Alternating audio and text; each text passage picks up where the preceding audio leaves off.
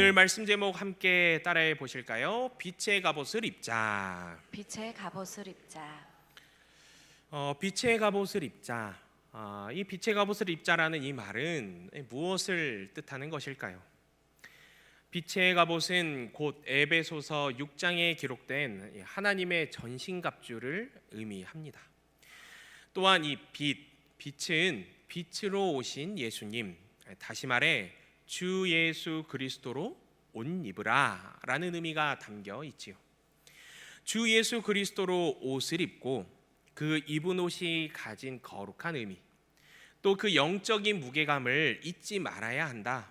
또 매일의 삶에서 우리가 드러내야 한다라는 것입니다. 이 말씀을 묵상하면서 저는 문득 최근에 보았던 한 짧은 영상이 떠올랐습니다. 영상의 분위기를 보아하니 겨울이었고 모르긴 몰라도 굉장히 중요한 이 축구 경기구나라는 느낌을 받았습니다. 영상을 보아하니 전반전을 마치고 나서 감독이 잔뜩 화가 나서 선수들에게 쓴소리를 막 하는 내용이었어요. 아마도 전반전에 골도 많이 내주고 상당히 죽을 쓴 것 같았습니다. 아니, 얼마나 못했으면 감독이 저렇게까지 화가 났을까? 영상을 다 보기 전에는요, 저는 그 감독이 심한 욕이라도 할 줄 알았습니다. 경기가 엉망인 선수들에게 긴장감을 주기 위해 손바닥으로 무섭게 벽을 치거나 못한 선수들을 다 교체라도 해버리는 상상을 해보았어요. 그러나 감독이 전한 메시지를 보면서 금세 저는 그 생각이 바뀌었습니다. 먼 타지에 영상으로 보는 제3자인 저에게까지 동기부여가 되는 시간이었어요. 감독이 선수들에게 던진 메시지는 단순하고 정확했습니다. 너희들이 입고 있는 그 유니폼의 무게를 좀 깨달으라는 거였어요. 너희들을 보러 온 팬들 중에는 돈이 없어도, 경기가 어렵고 생활이 힘들어서 때론 난방비조차 제대로 내지 못해도, 그럼에도 우리 팀을 응원하려고 티켓을 사고 경기를 지켜보는 팬들이 있다는 사실을 잊지 말라는 메시지였어요.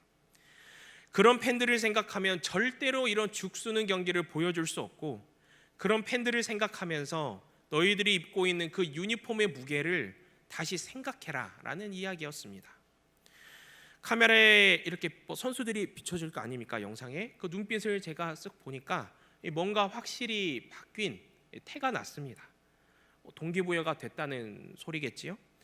그리고 후반전에 역전을 하면서 그 팀은 승리를 거머쥐게 되었습니다. 사랑하는 여러분, 그래서 오늘 본문 말씀이 참으로 중요합니다. 여기 계신 우리 모든 사랑하는 성도님 한 분 한 분도 다 그리스도인, 이 그리스도인이라는 이 거룩한 옷을 입고 있지 않습니까?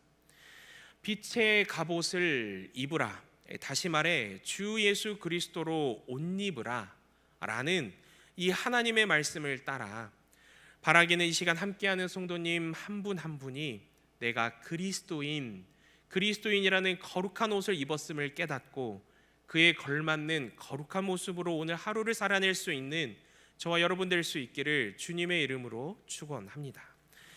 본문 말씀에 들어가기에 앞서 저는 먼저 성화의 개념을 잠시 짚고 넘어가고자 합니다. 오늘 주제가 예수 그리스도로 옷 입는 것이라고 말씀드렸죠. 이것이 곧 성화입니다.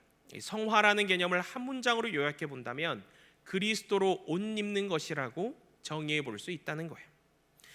우리는 예수 그리스도를 믿음으로 말미암아 의롭다 칭함을 받는 회심의 순간이 있습니다. 이로 인해 누구나 예수 그리스도로 이미 옷을 입었다라는 거예요. 그러나 이것이 끝이 아니지요. 우리가 이렇게 의롭다 칭함을 받아 하나님의 자녀가 되는 권세를 누림으로 이미 가지게 되는 거룩함이 있고요. 이와 별개로 우리가 계속해서 추구해야 하는 이 거룩함이 있다라는 것입니다. 의롭다 칭함을 받았지만, 그래서 우리는 의롭게 되었지만, 이와 별개로 우리는 의롭게 계속해서 살려고 노력해야 한다라는 것이죠. 그래서 우리가 그리스도인이라고 한다면 이 칭의와 이 성화를 함께 보면서도 때로는 구분해서 계속해서 묵상하고 생각하는 것이 중요합니다. 나는 이제 구원받았으니까 예수님 믿고 뭐 의지하니까 교회 다니고 찬양하니까 기도하니까 이대로 만족하고 다 이루었다, 다 끝난 것이 아니라 이제부터 이 주 예수 그리스도를 믿는 그 순간부터 시작이라는 거예요. 칭의는 하나님의 전적인 은혜로 말미암아 하나님에 의해 단번에 이루어지며 영원히 지속되는 것이라면, 성화는 오늘도 내일도 모레도 계속해서 내 육신에 또다시 자라나려 하고 얼굴을 드러내려 하는 그 죄를 버리고 그리스도인답게, 그리스도인처럼 이루어 가야 하는 이 과정이라는 것입니다. 이를 통해 바로 우리 모두가, 우리 한 사람 한 사람이 영적 게으름, 또 죄에서 벗어나며 깨어날 것을 오늘 본문 말씀을 통해 간절히 권면하고 있다라는 거예요. 이러한 성화의 개념을 기억하면서 이제 본문 말씀에 담긴 하나님의 메시지를 하나씩 살펴보고자 합니다. 먼저 본문 11절부터 12절 상반절까지를 화면을 보며 다시 한번 읽어 볼까요? 시작. 또한 너희가 이 시기를 알거니와 자다가 깰 때가 벌써 되었으니 이는 이제 우리의 구원이 처음 믿을 때보다 가까웠음이라. 밤이 깊고 낮이 가까웠으니. 아멘. 때가 벌써 되었다. 처음 믿을 때보다 가까움이라. 낮이 가까웠으니. 이러한 기록을 보면 어떠한 생각이 찾아옵니까? 야, 이거 참 시간이 없구나. 모르긴 몰라도 참 긴급하구나. 우리는 바울이 긴급함, 이 긴급함을 표현하고 있음을 떠올려 볼 수 있습니다. 바울은요, 우리에게 이렇게 권면하고 있는 거예요. 세워라 내워라, 해찰할 시간이 없다라는 것입니다. 현실을 직시하고 정신을 바짝 차려서 하나님 말씀, 주님 말씀에 순종해야 할 시간은 바로 지금, 지금이라는 것을 바울은 우리에게 가르쳐 주고 있는 거예요. 주님께서 이 땅에 강림하시면 그때부터는 우리가 지금처럼 자유롭게 복음을 전할 기회, 신실한 예배자가 되어 주님을 찬미할 기회, 그리스도인답게 살아갈 기회가 모두 사라지고 심판이 시작될 것이기 때문이죠. 저는 전도위원회를 섬기고 있습니다. 종종 전도팀과 함께 전도를 나가고 또 전도의 과정을 함께 공유하면서 하나님께서 복음의 뿌리를 자라게 하시고 또 놀랍도록 이 꽃피우게 하시는 이 열매의 현장들을 참 많이 접하곤 합니다. 그런데요, 이와 더불어 전도를 하면서 한 가지 느낀 점이 있다면, 정말 너무나 많은 사람들이 하나님의 말씀에 관심이 없다라는 거예요. 배울 생각이 없다라는 거예요. 영적인 것들에, 영적인 이야기에 전혀 귀를 기울이지 않는다라는 것입니다. 그러다 보니 되려 거꾸로 교회로 전화를 하셔가지고 역정을 내시는 분들도 계셨습니다. 나 이런 영적인 이야기에 하나도 관심 없는데 왜 자꾸 전도지 꽂아놓냐고, 나 이런 이야기 듣기 싫다고, 하나님 말씀 관심 없다고 파이팅, 아주 파이팅 넘치게 이야기하시는 분들도 계셨습니다. 제가 이런 이야기를 꺼내곤 할 때면 대부분은 이 역정을 내신 분을 안타까워합니다. 하나님께서 언젠가 그분의 마음을 열어주시겠죠. 여기면서도 이런 이야기가 내 이야기는 아니라고 은연중에 생각합니다. 나에게 해당되는 이야기는 하등없다고 생각한다라는 거예요. 너무나 애통하게도 예수님을 믿는다 이야기하며 나 교회 다녀요 이야기함에도 불구하고 다시 오실 주님을 기다리며 준비하는 이것에 관심이 없는 분들이 너무나도 많습니다. 하나님의 말씀에 또 영적인 것들에 거의 관심을 주지 않는 분들이 참으로 많다라는 거예요. 교회에 나와서 예배를 드리고 또 이런저런 활동을 하기도 하기에 우리가 영적으로 죽은 자와 같다라고 말할 수는 없습니다. 대신 영적으로 무기력하다, 영적으로 너무나도 게을러져서 이 마치 영적인 생명을 갖지 못한 것처럼 보인다라고 말할 수 있다라는 것입니다. 그래서 바울은요, 이대로 있다가는 안 되겠다고 생각한 거예요. 영적으로 상황이 심각하고 아주 긴급하다라고 여긴 것이지요. 그래서 본문 11절 중반부를 다시 볼까요? 11절 중반부에서 이렇게 기록하지 않습니까? 자다가 깰 때가 벌써 되었다라고 말입니다. 이제는 하나님과 관련한 모든 것에서 무의식적으로 멍하니 있지 말아라. 게으름에 빠져 무반응으로 살아가지 말아라. 마치 우주 이야기를 다룬 영화 속에서 이따금씩 등장하는 이 냉동인간과 같이 비활동적인 모습으로 일관하지 말아라. 이젠 그 얼음을 좀 깨고 일어나라 라고 긴급히 권면한다라는 것입니다. 바울은 다음 12절에서도 이어서 말씀하지요. 밤이 깊고 낮이 가까워졌음을 말입니다. 여기서의 밤과 낮은요, 단순히 어둠이 잦아들고 밝아지는 정도의 그런 의미가 아닙니다. 바울이 언급한 낮의 개념은 임박한 그리스도의 재림이 동트고 있음을 상징하는 거예요. 여러분, 주로 범죄가 일어나는 현장을 보면, 또 무언가를 훔치거나 은밀히 진행해야 할 때를 보면 주로 그 장소는 밝습니까? 아니면 어둡습니까? 어둡지요. 보통의 경우에는 주로 어둠이 깔린 밤에 으슥하고 은밀하게 진행될 때가 많습니다. 그래서 밤의 개념은요, 이렇게 죄를 저지르며 타락의 길로 빠지는 인간들을 지배하고 움켜쥐는 이 사단의 어둠의 권세를 의미한다라는 것입니다. 그렇기에 밤이 깊고 낮이 가까워졌다라는 이 바울의 말씀은요, 임박한 주 예수 그리스도의 빛으로 인하여 또 그 놀라운 권세로 인하여 사단의 어둠의 권세는 속히 물러가게 될 것을 바울은 우리에게 가르치고 있다라는 것입니다.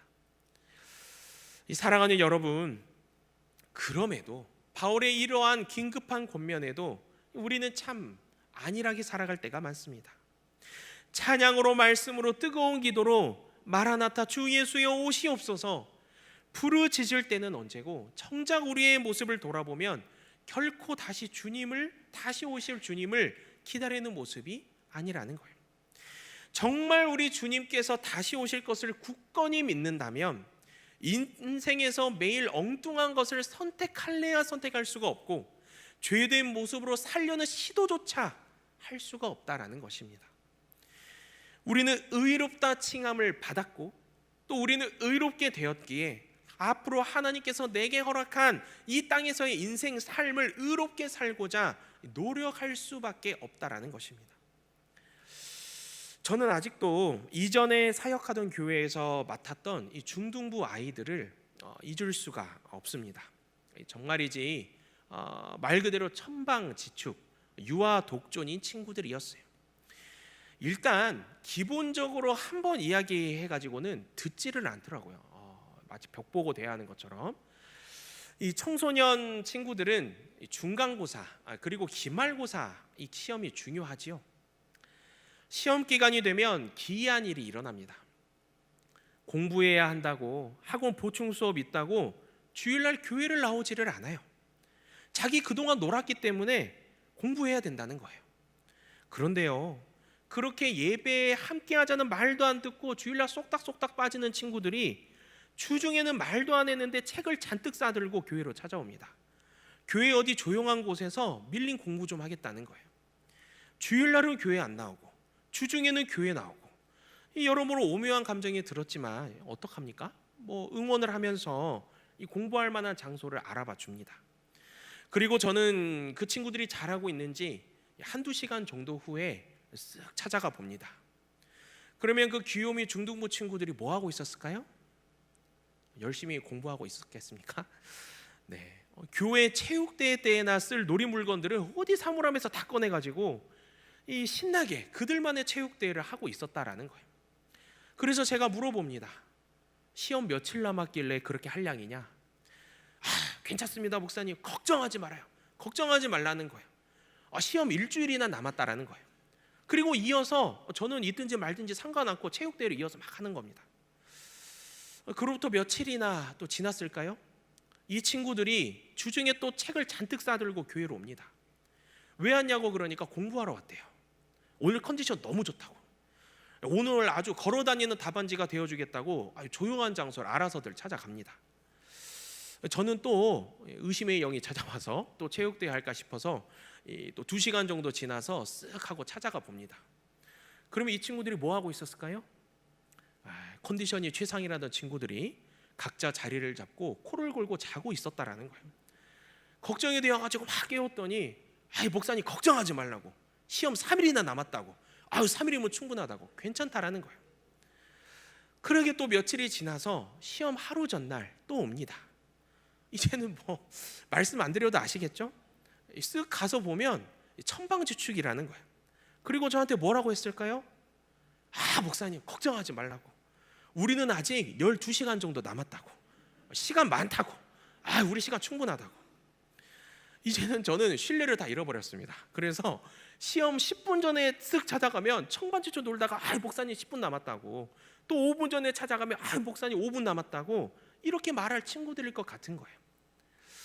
사랑하는 여러분, 이 바울이 말한 긴급함이란 바로 이와 같은 모습이 아니었을까요? 우리 주님 다시 오실 날, 이 날을 간절히 사모하며 기다리는 사람이라면 우리에게 주어진 이 남은 인생의 시간을 결코 헛되이 사용할 수가 없습니다. 그날이 당장 내일일 수도 있고요, 오늘 밤일 수도 있고요, 지금 이 순간일 수도 있기 때문에 우리는 늘 그리스도인이라는 옷을 입었음을 잊지 말고 항상 준비된 모습으로 살아가야 한다는 것입니다. 우리는 여기서 마태복음 25장의 등불 비유로 기록된 하나님의 말씀을 떠올리지 않을 수가 없습니다. 마태복음 25장 내용이 무엇입니까? 천국은 마치 등을 들고 신랑을 맞으러 나간 열 처녀와 같다라고 말씀합니다. 미련한 자들은 등을 가지되 무엇을 가지지 않았을까요? 기름을 가지지 아니하고, 슬기 있는 자들은 그릇에 기름을 담아 등과 함께 가져갔음이 기록되어 있지요. 밤중에 신랑이 오자 그때서야 기름이 없음을 깨닫게 된 미련한 자들이 뭐라고 합니까? 슬기 있는 자들에게 기름 좀 나눠달라고 합니다. 그러나 나눠서 사용하기에는 턱없이 부족한 기름량이었지요. 그때서야 기름을 사러 부랴부랴 미련한 자들이 밖으로 나간 사이에 혼인잔치 문은 닫히고 이들은 내가 너희를 알지 못하노라 라는 말을 듣게 되었습니다. 그래서 마태복음 25장 13절 말씀에 이렇게 기록되어 있지요. 그런즉 깨어 있으라, 너희는 그날과 그때를 알지 못하느니라 라고 말입니다. 아멘이지요. 바울도 데살로니가전서 5장 말씀을 통하여 우리에게 이렇게 말씀합니다.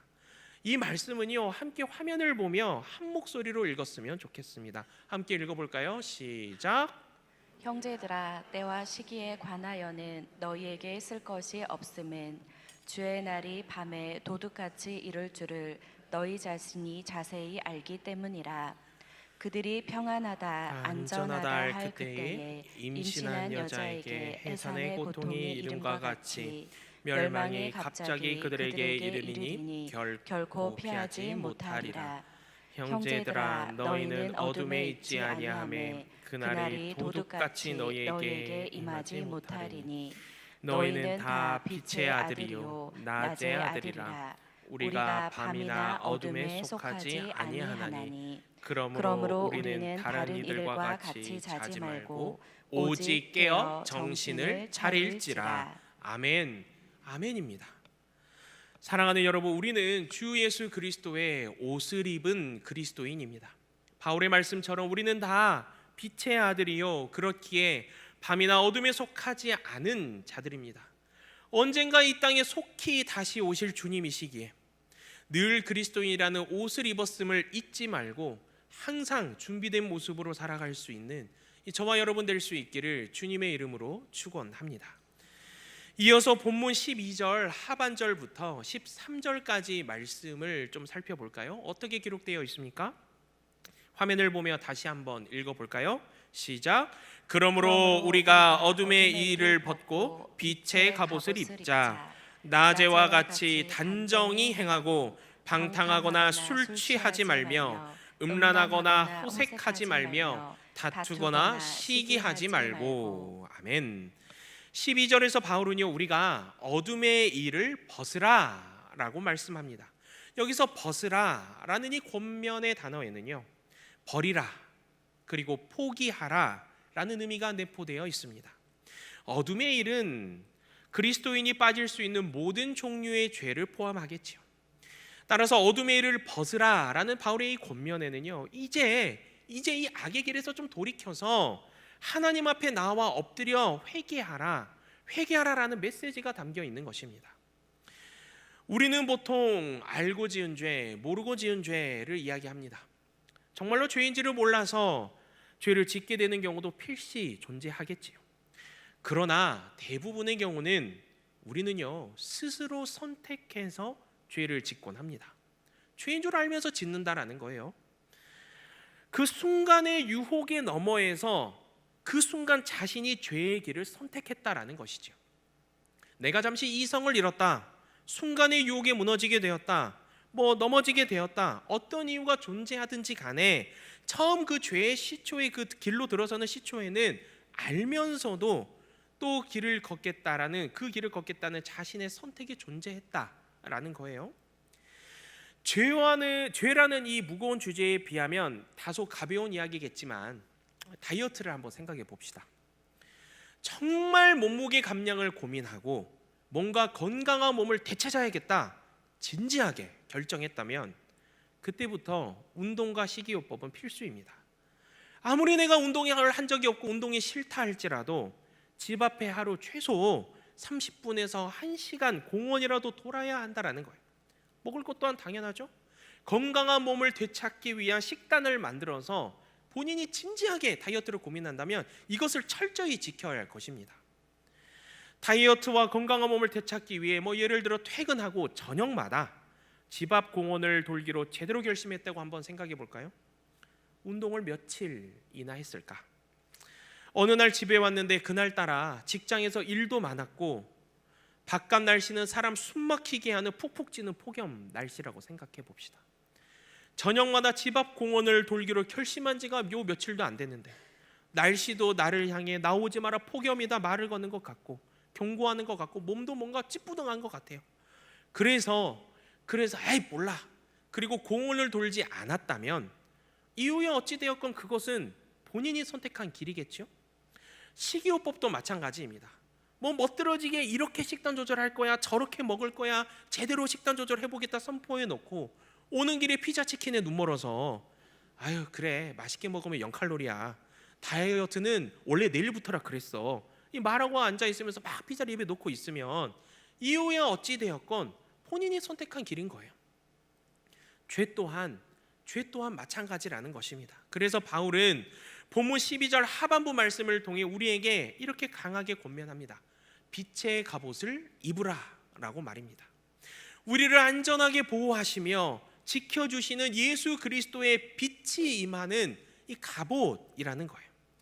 그래서 우리가 전에는 어둠이었으나 이제는 주 안에서 빛이라는 것이죠. 빛의 자녀들처럼 행하라 라는 것입니다. 하나님의 거룩함과 깨끗함의 의미가 담긴 이 빛이라는 거예요. 영적 깨끗함과 온전함으로 이 옷을 입고 이 세상에 우리 주님의 거룩함을 나타내라 라는 것입니다. 이어서 본문 13절 말씀을 볼까요?